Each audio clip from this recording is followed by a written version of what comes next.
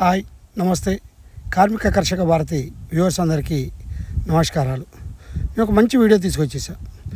Skip చేయకుండా పూర్తి వీడియోని చూసేసి లైక్ చేసి షేర్ చేయండి. ఇక అసలు విషయానికి వస్తే బంగారం ధర మనం అనుకున్నట్టుగా ఏదో తగ్గుద్దని ఆశపడ్డాం.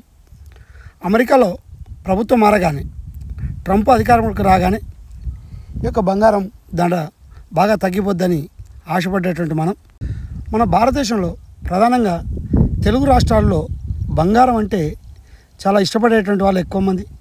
బంగారం మీద మోజు చూపిస్తూ ఏమున్నా లేకపోయినా బంగారం కొనాలి అనేటువంటి ఒక ఆశతో ఎదురు చూసేటువంటి మహిళలు ఎక్కువ మంది మన తెలంగాణ రాష్ట్రంలో బంగారం మీద ప్రీతి ఉన్నటువంటి వాళ్ళు ఎక్కువ మంది ఉంటారు.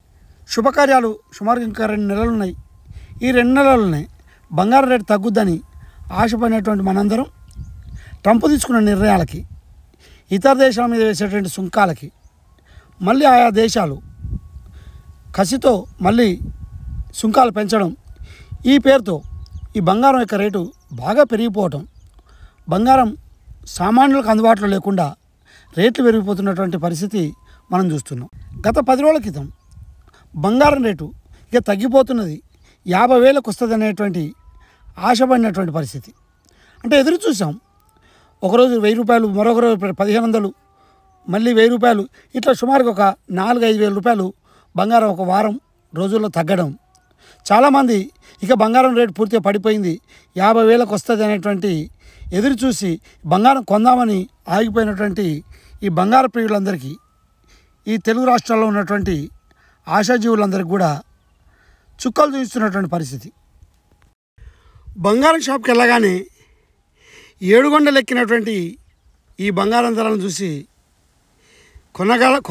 కొనాలా లేదా అనేటువంటి పరిస్థితిలో ఉన్నారు. కాలినడకన మొక్కు తీర్చుకోవడం కోసం 7 గొండల వెంకన్న దగ్గరికి మొక్కు తీసుకోవడానికి వెళ్తున్నారే కానీ కాలినడకన కాదు, మోకాల మీద నడుచుకుంటూ వచ్చినా కానీ ఈ యొక్క బంగారం ధర తగ్గేటువంటి పరిస్థితి లేదు. కొండలెక్కి చూస్తున్నాయి బంగారం ధరలు అనేది వినియోగదారులు వాపోతున్నటువంటి పరిస్థితి. ఈ యొక్క పసిడి ధరలను చూసేసి వారు ఏం చేయాలో అర్థం కాని పరిస్థితిలో ఉన్నారు. సామాన్య కుటుంబాలు కూడా ఎంతో కొంత కనీసం పుస్తకాలైనా కొనాలి.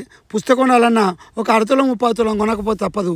పుస్తకాలు కొనలేనటువంటి ఈ స్థితిలో ఉన్నటువంటి ఈ సామాన్య కుటుంబాలు, సామాన్య జీవులు ఈ యొక్క శుభకార్యాలు ఏ విధంగా వెళ్తున్నాయి అనేది వాళ్ళ యొక్క ప్రయత్నాన్ని, వాళ్ళ యొక్క ఆశను ముందు చూపుతున్నటువంటి పరిస్థితి. గత ప్రభుత్వం కళ్యాణ లక్ష్మి పేరుతో 1,00,000 రూపాయలు ఇస్తే, ఇప్పుడున్నటువంటి ప్రభుత్వం ఎన్నికలకు ముందు హామీ ఇచ్చింది, మేము తులం బంగారం ఇస్తాం పెళ్లి చేసుకుంటే అని అన్నారు. తులం బంగారాన్ని ఇస్తారేమని ఆశపడినటువంటి ఈ యొక్క సామాన్య కుటుంబాలు, ప్రభుత్వాలు అమలుపరచవు ఇచ్చినటువంటి హామీలను. ఈ యొక్క ప్రపంచ దేశాల్లో పెరుగుతున్న ధరలకు అనుగుణంగా కొనేటువంటి స్థితి లేక సామాన్య బడుగు జీవులు జీవనం గడుపుతున్నటువంటి పరిస్థితిలో ఇక్కడ ఈ విధంగా నడుస్తున్నది.